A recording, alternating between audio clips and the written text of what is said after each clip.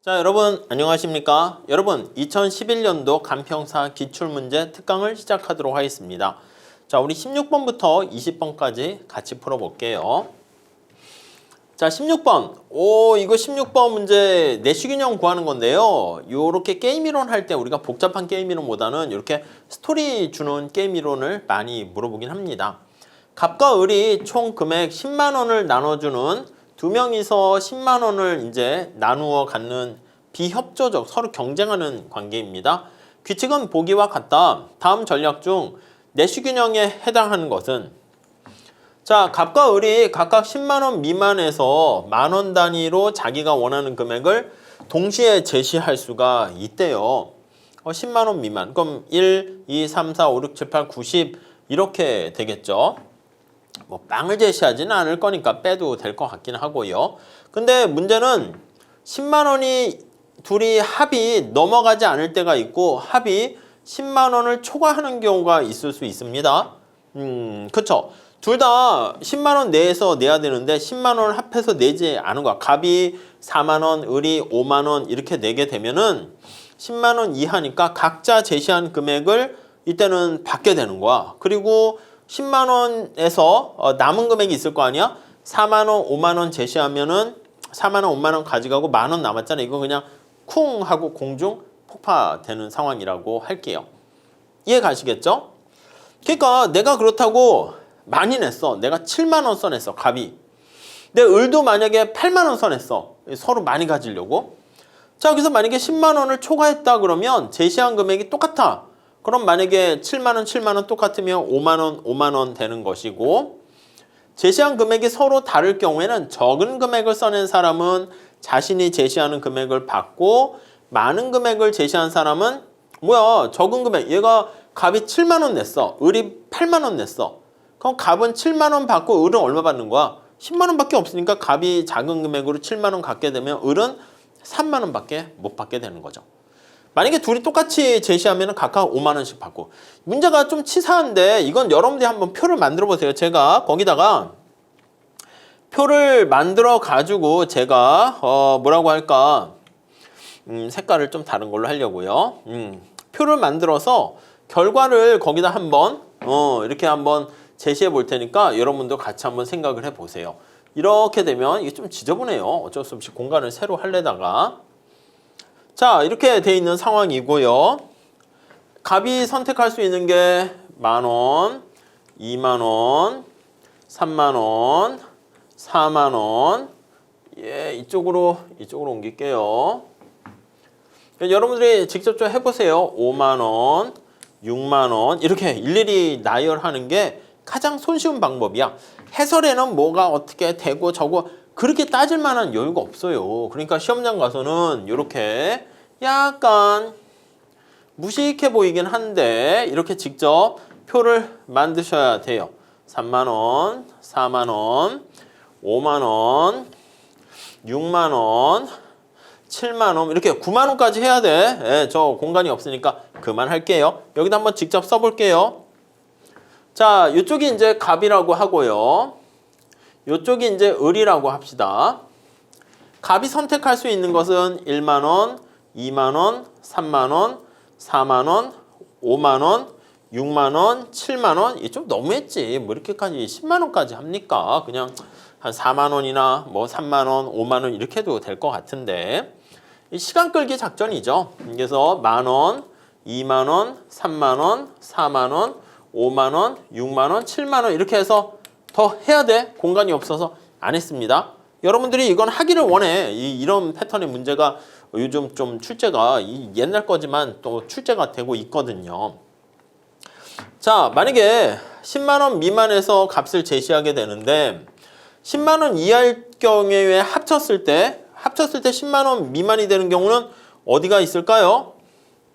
자, 형광펜처럼 둘이 합해서 10만 원 미만이 되는 거니까 얘가 5만 원, 5만 원까지도 10만 원 미만. 아이고, 색깔을 너무 진하게 됐어요. 자, 색깔을 요걸 합시다. 10만 원 미만이니까 요게 10만 원 미만이겠지.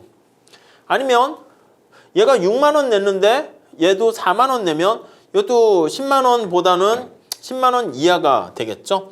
합이 10만 원 이하가 될 거야. 얘도 10만 원 이하가 될 거고, 얘는 어떻게 돼? 값이 4만 원 냈는데 을이 6만 원 내면 이것도 10만 원 이하가 될 것이고, 여기도 10만 원 이하가 될 거예요. 자, 결국 여기에 나와 있는 여기까지만 할게요. 지금 공간이 없어서.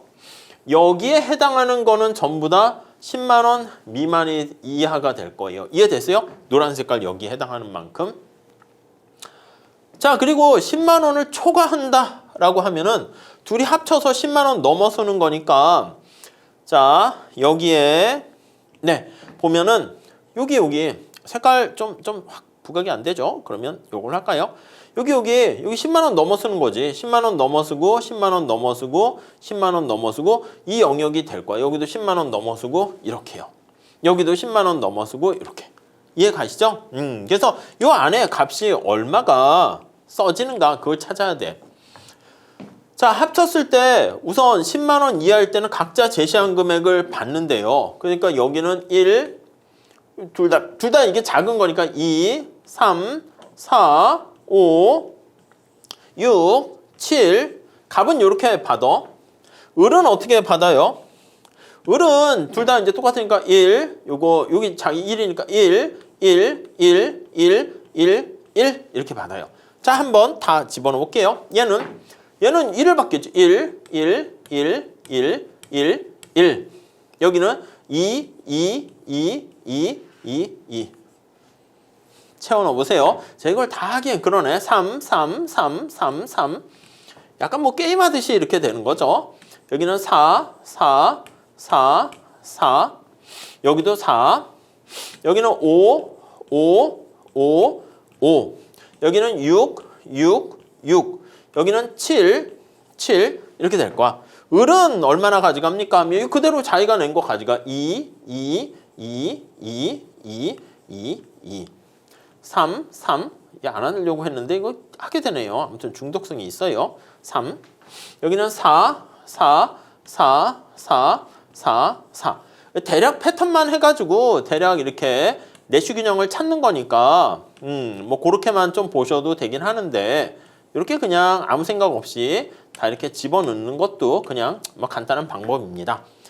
자, 이렇게 돼 있고, 자, 만약에 여기 나와 있는 것처럼 둘 다 합쳐서 10만 원이 넘어서잖아? 그러면 금액이 동일할 경우는 5만 원씩 가는데, 그러니까 금액이 동일한 상황이다라고 하면은, 자, 여기 보시면 어디가 동일합니까? 색깔 이렇게. 여기 5만 원 동일하죠. 6만 원 동일하면 여기도 5와 5가 될 것이고, 7만 원이면 여기도 5와 5가 될 거예요. 아시겠죠? 이렇게 집어넣어요. 만약에 금액이 차이가 나. 10만 원 넘었는데 똑같으면 5만 원인데 금액이 서로 다를 경우에는 적은 금액을 낸 사람이 자기가 먼저 가져가. 그러니까 여기 볼게요. 여기는 어떻게 돼? 값이 6만 원 썼고요. 을이 5만 원 썼어. 그러면 5만 원 낸 애가 먼저 가져가요. 근데 나머지 10만 원에서 5만 원 가져갔으니까 그 차이만큼 나머지 더 많은 금액을 제시한 사람은 나머지 금액이 5만 원이니까 다행이긴 하네요. 5만 원 이렇게 돼요. 여기는 어떻게 될까요? 여기는 을이 5만 원이고 값이 7만 원을 냈습니다. 그럼 누구가 맞아? 얘가 가져가. 5만 원 적게 썼으니까 나머지 얘도 이렇게 가져가고. 여기는 어떻게 될까요? 여기는 4만 원 냈고 얘가 7만 원 썼어. 그러면 이때는 여기 보시면 4만 원 낸 애가 가져가고 나머지 금액 얘가 더 많이 가져가게 되네. 이렇게 됩니다. 여기는 값이 5만 원, 6만 원 내면 5만 원 얘가 가져가고 나머지 5만 원. 여기 뭐 어떻게 할까? 여기는 값이 5만 원인데 얘가 7만 원 하면 얘가 값이 5만 원 같고 얘도 5만 원. 여기는 6만 원, 7만 원 되는 거니까 값이 6만 원 같고 을은 4만 원. 여기는 6만 원과 7만 원이니까 적게 써낸 을이 6만 원 같고 값은 나머지 4만 원. 이렇게 됩니다. 이렇게 돼서 내시균형을 다 좀 찾아보셔야 돼요. 자, 그래서 내시균형은 어떻게 찾습니까? 라고 하면은요. 요거 굵은 걸로 합시다. 굵은 걸로. 색깔도 다르게 어떻게 할까? 확 띄어야 되는데 이걸로 할까요? 자, 만약에 을이 10,000원을 선택하면 값은 어떤 거야? 1이면 1, 2, 3, 4, 5, 6, 7 이렇게 8, 9 하니까 저 9가 제일 낫죠. 9에다가 밑에 꺽쇠 체크하시는 거야. 여긴 빠졌지만 여기서 쭉 있어요. 쭉 있으면 2로 얘가 결정을 했다 그러면 1, 2, 3, 4, 5, 6, 7, 8, 9 여기도 꺽쇠 뭐 이렇게 체크하고요. 그다음에 여기 3일 때는 어디가 제일 큽니까 하면은 요 밑에 계산해야죠. 꺽쇠를 체크하시고 여기서도 이렇게 4일 때 1, 2, 3, 4, 5, 6 여기 6 해서 저 뒤에 얘가 9만 원, 4만 원 하면 어떻게 돼요? 끝에 가보면 저 끝까지 원래 계산을 해야 되겠죠. 얘가 4만 원인데 얘가 값이 여기 9만 원을 선택하게 되면 얘가 4만 원 갖고 이겼으니까 근데 역시 얘가 6만 원 같네. 8일 때도 4만 원 갖고 6만 원 갖고 이렇게요. 여기 뭐 이렇게 다 해야 돼. 이렇게 해서 다 계산을 해서 꺽쇠를 체크하시면 답이 요게 되나요? 5만 원, 6만 원 이렇게 아마 돼요. 그래서 여러분들께서 이거는 직접 이렇게 표를 그려서 내시균형 찾아보세요. 얘가 만약에 4만 원일 때는 뒤에 을이 선택하면 1, 2, 3, 4, 5, 6 해서 어느 거 선택하냐 해서 꺽쇠를 체크하시게 되면은 우리가 답을 찾을 수 있어요. 요거는 제가 나타낸 결론을 셀프로 한번 해보신 다음에 거기 카페에다가 제가 올려놓을게요. 그래서 맞나 틀리나 한번 체크 한번 해주시면 좋겠어요. 재밌어요. 아셨죠? 자, 이거는 이 정도로만 하고요. 자, 다음에 17번 문제 좀 풀어볼게요. 16번 같은 문제가 그러니까 게임 이론인데 게임 이론이 이제 미시경제학에서 하긴 하지만 깊이 있게 물어보기는 좀 그래가지고 주로 이렇게 응용하는 퀴즈 비슷한 스토리 있잖아요. 그렇게 많이 출제가 됩니다. 자, 가로 안에 용어가 올바로 들어간 것은 자, 후방 굴절하는 노동 공급 곡선은 여가 소득 모형에서 임금의 변화율에 따라 도출되는 무슨 임금이 가격이잖아요. 그러니까 임금이 가격입니다. 원래 이제 임금 소비 곡선 해도 상관은 없어. 근데 소득 소비 곡선은 아니고 그렇기 때문에 기억도 뭐 사실 그럴 수 있는데 우리가 보통 PPC 해가지고 가격 소비 곡선이라고 얘기를 하는 거죠. 자, 그래서 우리가 여기 여가라고 할게요. 여가고 여기가 뭐 소득 이렇게 있으면 예산선이 이렇게 있잖아. 그러면 임금률이 증가한단 말이에요. 이렇게 증가함에 따라서 자, 아시다시피 효용 극대화하는 선택점이 어떻게 변화하는가 요걸 따지게 되는 겁니다. 그때 여기 나와 있는 이렇게 효용 극대화되는 선택점이 이렇게 변하는 거를요. 우리가 P, 프라이스, 가격이 변했을 때 컨섬션, 커브 이렇게 얘기해요. PCC 이렇게 얘기를 하는 것이죠. 이거를 그래프로 그려가지고 노동 공급 곡선으로 직접 노동 놓고요. 임금 이렇게 놓게 되는 거야. 자, 그러면 이제 그래프를 그리게 되면 여기 있는 것처럼 이렇게 모양을 보이게 돼요. 노동 공급 곡선이. 그랬을 때 우리가 주로 출제가 또 되는 게 이게 일반적인 건데 이 경우는 임금이 올라가는데 노동 공급이 감소하잖아요. 그래서 노동 공급 곡선이 후방 굴절한다 이렇게 얘기합니다. 후방 굴절하는 노동 공급 곡선이다. 네, 이렇게 얘기를 합니다. 자, 이 경우는 왜 발생합니까? 라고 하면은요, 여기 보시면 임금률이 올라가요. 그렇게 되면 우리가 왼쪽에 나와 있는 그림에서 볼 수 있는 것처럼 대체 효과랑 소득 효과로 나타낼 수가 있죠. 여기 나와 있는 대체 효과다라고 하면은요, 여기 있는 것처럼 기울기가 가팔라지니까 여가의 가격이 비싸져요. 그래서 여가의 가격이 비싸지게 되고, 자, 그러면 당연히 비싸진 여가에 대한 소비는 줄이고 노동 공급은 증가시킵니다. 그러니까 우리가 대체 효과가 항상 상식에 통하는 효과라고 얘기를 했죠. 그래서 얘가 상식에 통하는 효과고요. 자, 그 다음에 소득 효과는 어떻게 됩니까? 라고 하면요. 소득 효과는 자, 임금률이 올라가면 예산선의 영역인 실질 소득이 증가하는 거 아시겠습니까? 아니, 여기가 선택 가능한 영역이 이렇게 증가하잖아요. 네, 그게 실질 소득이 증가한다고요.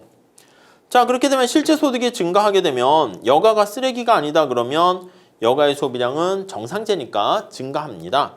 자, 그러면 노동 공급은 감소하게 되는 거죠.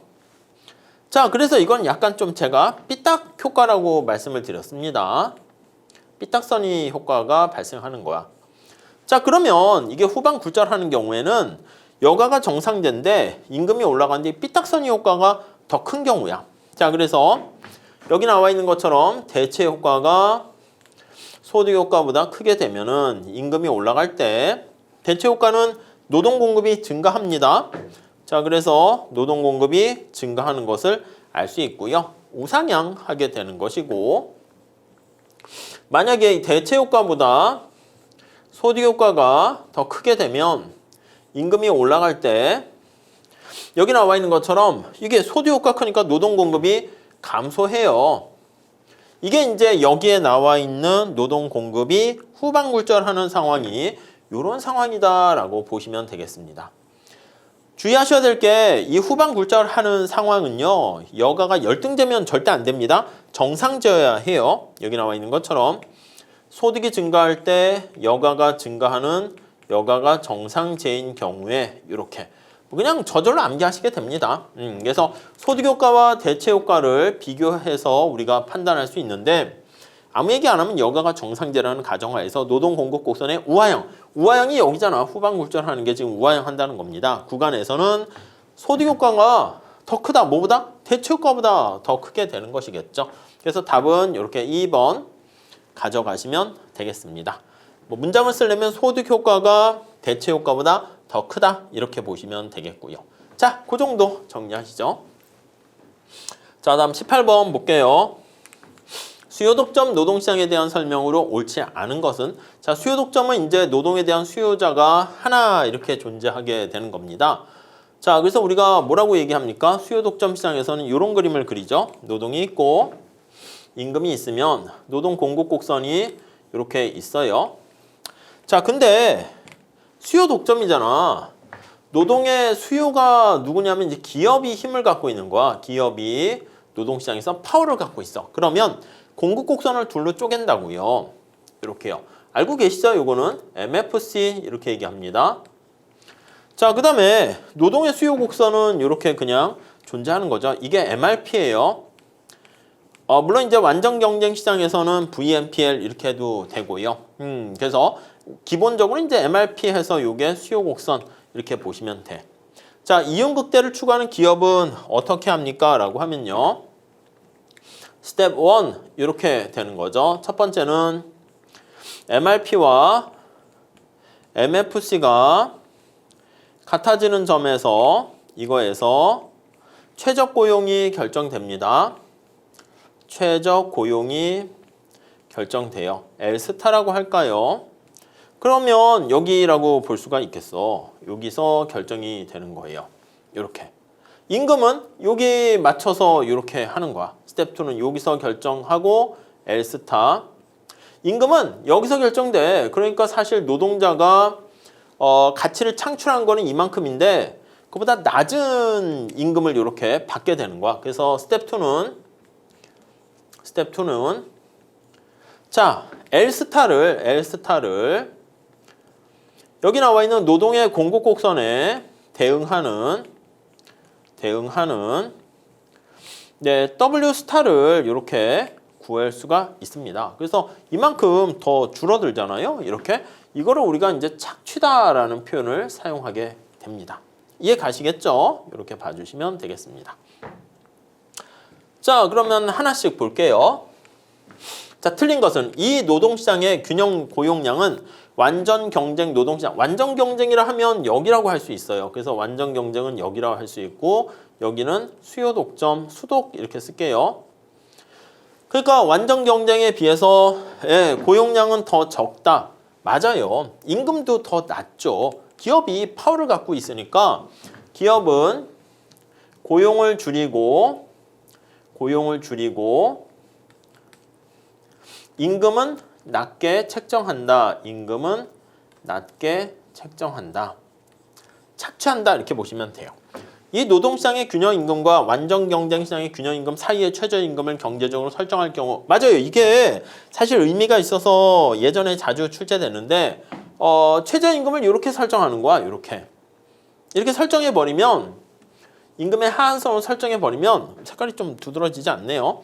이렇게 설정해버리면 이러면 이제 노동 공급 곡선이 이렇게 되는 것이고 새로운 MFC 곡선은 이렇게 되는 거야. 이렇게 되면 새로운 MFC 곡선과 MRP가 만나는 여기서 균형이 새롭게 결정돼서 고용이 이렇게 증가할 수도 있게 되는 거예요. 자, 그러다 보니까 교용이 증가할 수도 있다. 그러니까 물론 잘 설정해야 돼. 그러니까 여기 A라고 할까요? 여기 A점과 여기 B점 사이에서 최저임금을 설정해야 돼.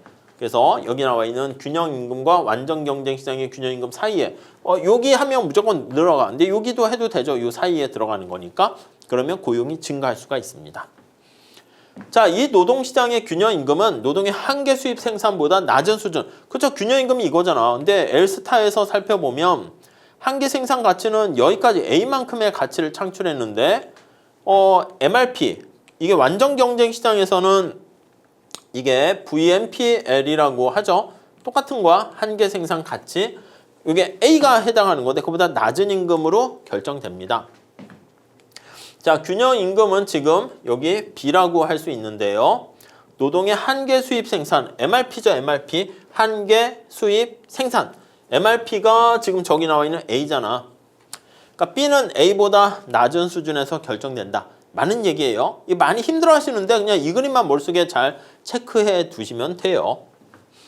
이 노동시장에서 균형임금은 완전 경쟁 시장에서의 균형임금보다 낮다. 그렇죠. 그게 바로 우리는 수요 독점적 착취다. 이렇게 표현을 하기도 합니다. 자, 그 다음에 5번 볼게요. 이 노동시장의 균형임금과 완전 경쟁 노동시장의 균형임금 사이에 최저임금을 강제적으로 설정할 경우에 이렇게 한 거야. 이렇게 연두 색깔로 된 것처럼. 그렇게 되면 노동의 평균 요소 비용, 이게 AFC예요. Average Factor Cost. 그냥 이게 노동 공급 곡선을 얘기한다라고 보시면 돼. 이게 바로 AFC야. 그러니까 AFC가 이렇게 우상향하게 되는 경우는 MFC가 더 위에 있으니까 올라가는 거잖아요. 그리고 여기 나와 있는 한계 요소 비용, MFC야. 모두 감소한다? 아니요. 이렇게 되니까 여기 보시면 MFC는 이거잖아. MFC는 이건데 MFC는 이렇게 내려가 버렸어요. 보이십니까? 그림에서 MFC는 이렇게 생긴 건데 얘가 이렇게 되니까 밑으로 내려가 버렸고 AFC는 이렇게 돼 있는 건데 위로 이렇게 올라가 버린 거를 알 수가 있어요. 좀 어렵죠? 그림이. 아니 MFC가 이거잖아 이거. 근데 여기서부터 이렇게 내려갔으니까 여기 부분에서는 이렇게 내려갔고요. 얘는 여기서부터 이렇게 올라간 걸 알 수가 있고요. 그래서 MFC는 감소했고 AFC는 올라갔다. 이렇게 얘기를 해야 되는 거예요. 그림을 잘 봤냐? 그 문제인데 좀 자주 출제되지는 않으니까 여러분들께서 한번 이런 문제를 통해 가지고 이 문제 자체만 그냥 이해하세요. 여기서 막 크게 응용하거나 그럴 필요까지는 없습니다. 자, 19번 시장 실패에 대한 설명으로 옳지 않은 것은 자, 시장 실패는 시장이 제 기능을 잘 못하는 거야. 그래서 자원이 효율적으로 배분되지 않는 비효율성이 발생하는 것이고요. 자, 이럴 때 정부가 적절하게 개입할 필요가 있는 거죠. 정부 개입이 사회 후생을 증대시키는데 도움을 줄 수가 있고요. 3번 시장 실패는 외부 효과가 그렇죠. 외부성도 시장 실패 요인이라고 볼 수가 있죠. 4번 시장 실패는 소유권이 명확하게 규정되지 않는 경우 경우 발생할 수 있다. 맞죠? 소유권이 명확하게 되면은 이 코즈 정리처럼 문제를 해결할 수 있다. 이렇게 되는 거죠. 그래서 답이 5번이 틀렸습니다. 시장 실패, 시장이 제 기능을 잘 못하는 상황이고 협의의 시장 실패는 효율성 측면에서 비효율성이 발생하는 것을 얘기할 수 있고요. 광의의 시장 실패는 공평성 또는 거시경제 측면에서의 실업과 인플레이션 그런 것까지 갈 수가 있습니다. 자, 그 정도 정리하시고요. 자, 20번 외부 효과에 대한 설명으로 옳은 것은 1번 볼까요? 생산에서 외부 불경제가 존재하는 경우 여러분 우선 생산에서 외부 불경제가 발생하게 되면 한계 비용에 영향을 미치죠. PMC보다 SMC가 외부 비용까지 고려하니까 더 커요. 그리고 생산량은 우리가 외부 불경제니까 비용을 증가시키는 나쁜 거거든. 자, 그런 경우에 바람직한 최적 수준보다 생산량은 과다 생산되는 결과를 초래합니다. 과잉 생산이 돼요. 과잉 생산. 네, 이렇게 보시면 되겠습니다. 좋은 이론 외부 경제, 이론 외부성은 바람직한 수준보다 과소 공급되는데 나쁜 거는 하지 말라고 해도 더 되는 경우가 생기게 되네요. 다음에 2번 소비의 외부 경제가 존재하는 경우에 사회적 최적 소비량은 시장 균형 외부 경제라는 것은 소비 과정에서 발생하는 겁니다. 그래서 이 경우는 우리가 살펴본 것처럼 PMB가 베네핏인데 SMB가 얘가 외부적인 이로운 소비 과정에서 얘기하는 거니까 이 편익이 더 증가하게 되는 거야. 사회 전체적으로. 이거 바로바로 보셔야 돼요. 이거 암기하면 안 돼요. 표 그려가지고. 그냥 당연히 이게 나와야 돼요. 자, 우리가 이로운 외부성이잖아. 이거는 편익을 더 증가시키는 거니까. 이거는 과소 생산 공급된다니까. 나쁜 거는 과잉 생산되고요. 좋은 거는 과소 생산 공급된다. 적다. 맞습니다. 자, 외부 효과의 내부화로는 외부 효과의 비효율성을 해결할 수 없다. 이 내부화라는 게 바로 뭐냐면 우리가 이거는 바로 비효율성 이거를 다 해결하게 되는 것을 얘기하게 됩니다. 무슨 말씀인지 아시겠죠? 그래서 외부 효과의 내부화로는 외부 효과의 효율성을 해결할 수 없는 게 아니라 해결할 수 있다. 이렇게 보셔야 되겠습니다. 알겠죠? 자, 맞는 것처럼 요거 이게 과잉 생산인데 이거 잘못했어요. 죄송해요. 이 사회적인 최적 생산은 시장 생산량보다 이건 적죠. 그러니까 시장에서 결정된 생산량이 과잉 생산되고요. 얘가 주인공이잖아요. 얘가 주인공이니까 이거는 적다 이렇게 해야 돼요. 적다. 과잉 생산이 틀린 게 아니라 지금 문제 자체가 시장 균형 생산량은 많다. 그러니까 사회적 최적 생산량보다. 여기다 살짝 그림 한번 그릴게요. 얘가 PMC라니까 PMC가 있고요. 얘가 SMC가 이렇게 있죠. 이 그림도 살짝 넣어서 그려주세요. 자, 그러면 외부성이 없는 시장 전체 생산량을 저는 P라고 썼어요. 프라이빗. 여기가 프라이빗 생산량이고 여기가 소셜 사회적 생산량이에요. 사회적 생산량. 그러니까 사적인 생산량이 사회적인 생산량보다 많다 이거지. 그러니까 과잉 생산이라고 과잉 생산. 그러니까 그냥 우리가 외부 불경제가 존재하면 과잉 생산된다. 그건 맞는 표현인데 여기서는 사회적 생산량은 시장 균형 생산량보다는 더 적다 이래야죠. 그러니까 표현 자체가 주어가 바뀌어서 1번이 틀린 거야. 이건 마찬가지야. 내용이 틀린 게 아니라 외부 경제가 발생하면 과소 생산 공급되는데 이 편익 곡선으로 이제 그림을 표현을 하게 되면 공급 곡선은 아무런 외부성이 없고요. PMB보다 SMB가 이렇게 더 위에 있는 거야. 편익이 발생했으니까. 이거 이건 PMB고. 자, 그래서 이거를 만약에 이렇게 쓰게 되면 여기에 나타낸 게 뭐라고요? P, 여기는 S. 그러니까 시장에서 그냥 놔뒀을 때 생산량은 사회적으로 바람직하다라고 생각하는 생산량보다 과소 생산된다고. 이게 이제 과소 생산된다는 것이죠. 그러니까 이제 문장 자체가 여기서 보시면 사회적 생산량은 그걸 기준으로 했으니까 사회적 생산량은 사적 생산량보다 많다 이렇게 하는 거죠. 여기는 많다 이렇게 얘기해야 돼요. 많다. 자, 뭐 스토리는 맞는데 뭐 주어가 이제 바뀌어서 이렇게 돼 있고. 다음 4번 볼게요. 교정적 조세는 경제적 효율성을 향상시키면서 이 교정한다라는 것은 이제 외부성을 치유한다 이렇게 보시면 되겠어요. 외부성을 치유하는 조세야. 자, 이렇게 되면은 외부성을 치유하니까 경제적 효율성은 향상되지 않습니까? 맞아요. 근데 이것도 세금이야. 그러다 보니까 피구세 같은 거 생각하시면 돼. 피구비안 텍스 이렇게 생각하시면 네, 그런 경우에는 외부성을 치유하면서 정부의 조세 수입도 증가한다. 이렇게 되는 표현이죠. 그러니까 이게 이제 맞는 표현이 되겠고요. 자, 그 다음에 4번 한번 볼게요. 5번 볼게요. 5번. 오염 배출권 거래제에서는요. 정부가 오염 배출권의 가격을 먼저 설정함으로써 사회적 총오염 배출량을 결정한다. 아니요. 배출권의 가격은 정부가 생산하는 게 아니라 정부는 환경 오염을 어느 정도 해결할 수 있는 만큼 오염 배출권 거래량을 이렇게 딱 정하게 되는 거예요. 이제 그걸 보고 시장에서 가격이 결정되는 거죠. 택시 면허 제가 말씀드렸잖아. 택시 면허 같은 경우는 얼마나 면허증을 발급할 것인가 정부가 공급량을 오염 배출권의 수량을 결정하는 거예요. 가격이 아니라 수량을 먼저 결정하고 그 다음에 가격은 시장에서 거기 참여하는 사람들끼리 서로 교환을 통해서 협상을 통해서 결정된다. 이렇게 보셔야 되겠습니다. 그래서 맞는 거 찾는 건데 답은 4번 이렇게 보시면 되겠어요. 이렇게 말 문제로 간단하게 물어보는 경우도 많이 있으니까 여러분들께서 잘 정리해 주시면 좋겠습니다. 자, 이렇게 하시고 다음 시간에 21번서부터 계속 이어서 풀게요. 감사합니다.